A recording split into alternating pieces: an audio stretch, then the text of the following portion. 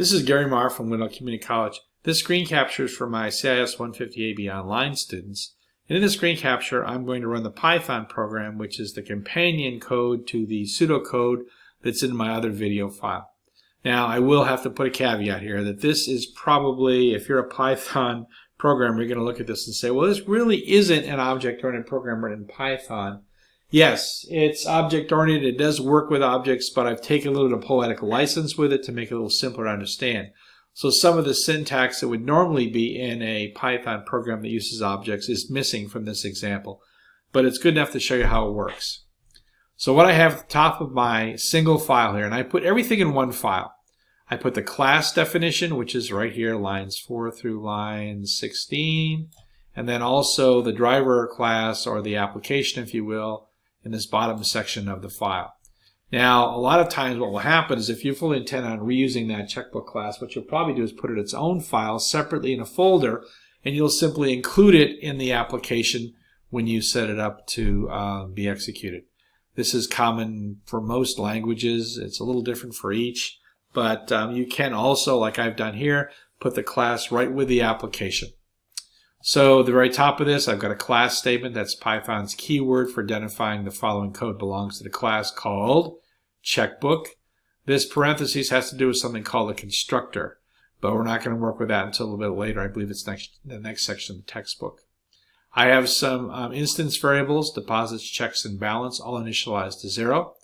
I have one function which, since it's inside a class, becomes a method that doesn't have any parameters, but it's going to calculate based on the instance variables, that's what the self does, what my current deposits are, checks, and what my balance is.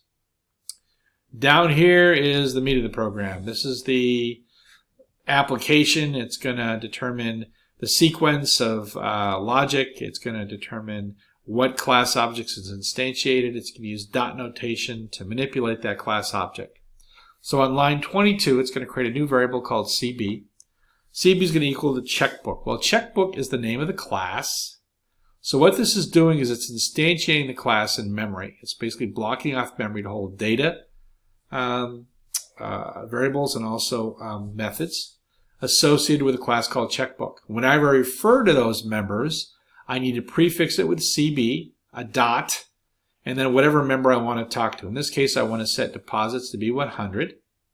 I got a print statement there.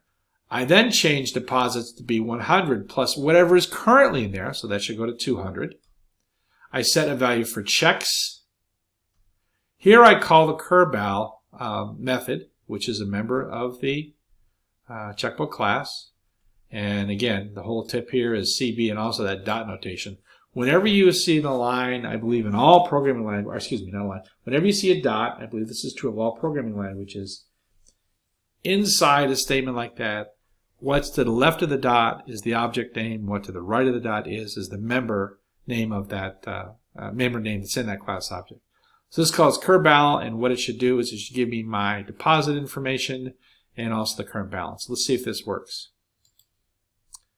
And yes, in fact, there's 200 there for deposits. I got $100 in checks, and I have a balance of 100. So this appears to work. I'm going to include this in the pseudocode with the material from section 7 to give you a better idea of what pseudocode in a Python, at least the beginning model of object-oriented programming looks like. Once we get into encapsulation and polymorphism, the Python, well, both the pseudocode and the Python become more complicated. But this is our starting point. Let me know if you have any questions.